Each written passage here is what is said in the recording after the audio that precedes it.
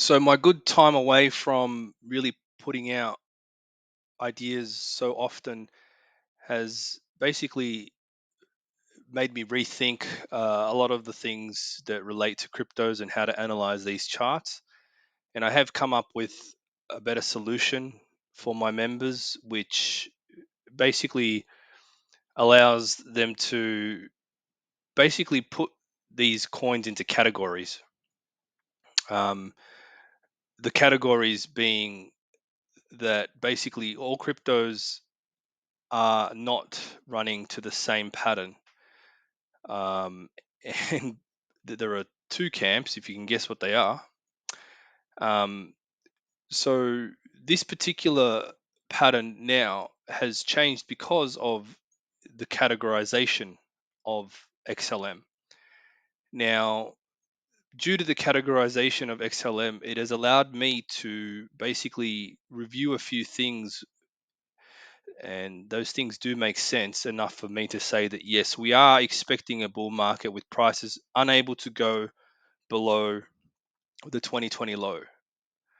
Now, although this may be true for XLM, I don't believe it's true for XRP, right? That's being categorized differently, and I'm not 100% sure why, but prices probably will go lower for XRP. So I wouldn't be surprised if XLM outperforms XRP, um,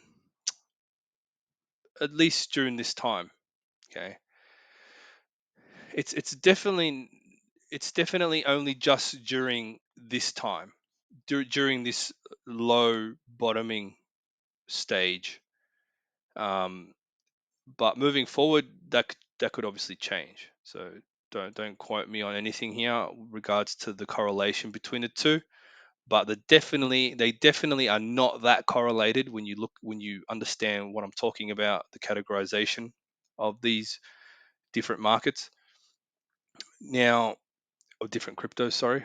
So what I'm trying to say is that XLM in this particular case, because that's what we're looking at here, is it did produce a zigzag pattern, which is not exactly the most normal kind of zigzag, with wave C definitely longer than wave A, but only only by a bit, right? So wave A was about 75% drop, whereas wave C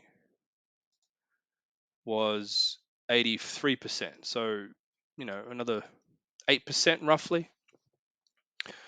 But nonetheless, it needs to be categorized as a wave A, which now opens the door for like basically a few things. Like one is this is a B wave, this is a C wave, this is a D wave.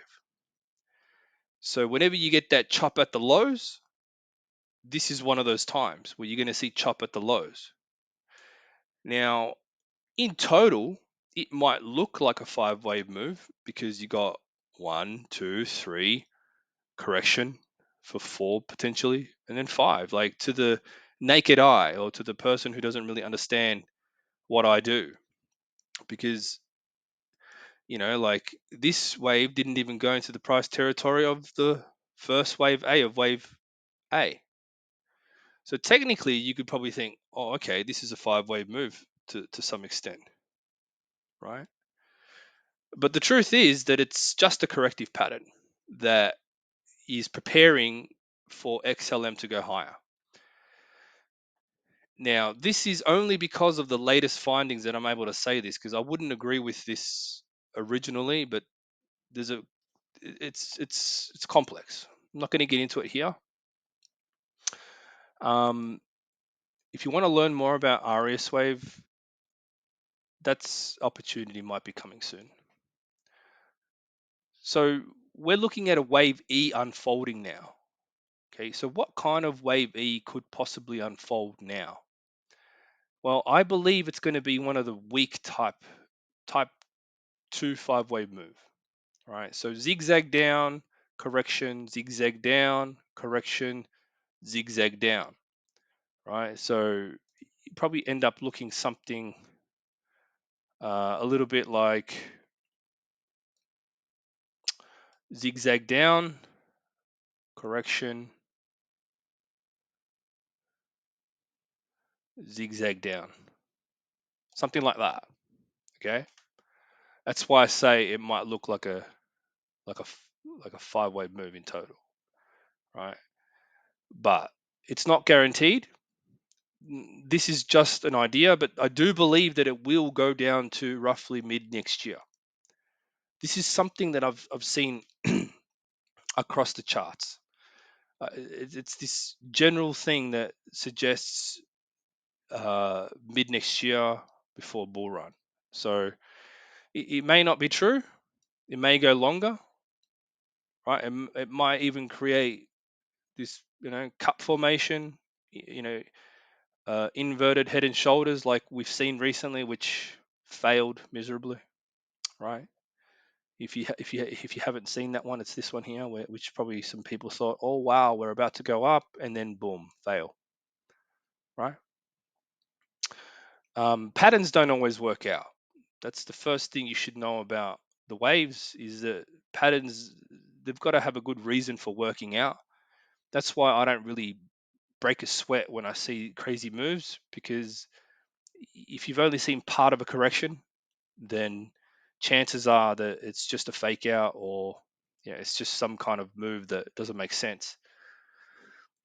So in reality, for me to come to this conclusion now is timely, because we haven't seen any real major moves, but we will be seeing one soon.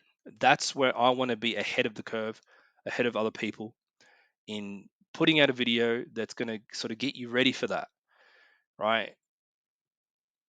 I suppose what I'm trying to say is if I believe it's going to go up, then it's going to go up, right? And I'm not just talking about corrective moves. I'm talking about a big 5-wave move. That's what we want to get some profit. All right, prepare yourself for the next move, right? You're not going to prepare yourself for the next move by trading choppy crap, right?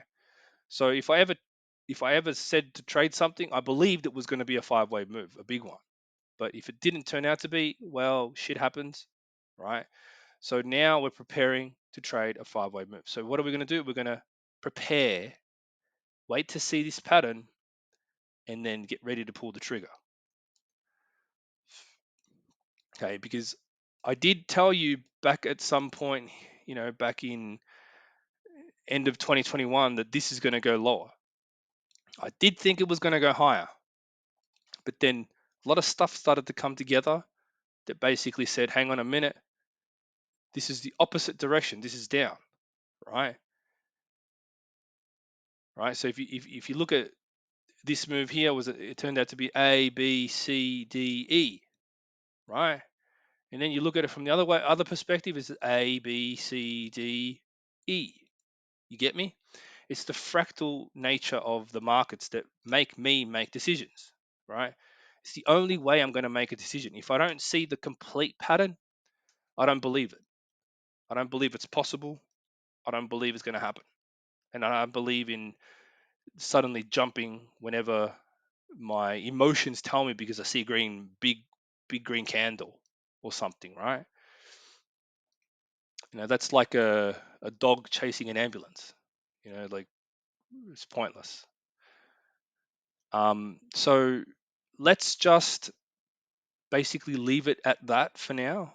That there's a good reason why, right? And if you see this B wave up here, that's a clue. Okay. I'm not going to say much more than that, apart from we expect wave D to be completing before we see any significant crash, right? Before we see anything significant to the downside, we have to see the end of wave D. Hopefully you found this video informative and a bit of a change from my usual billion count waves. Thanks for watching.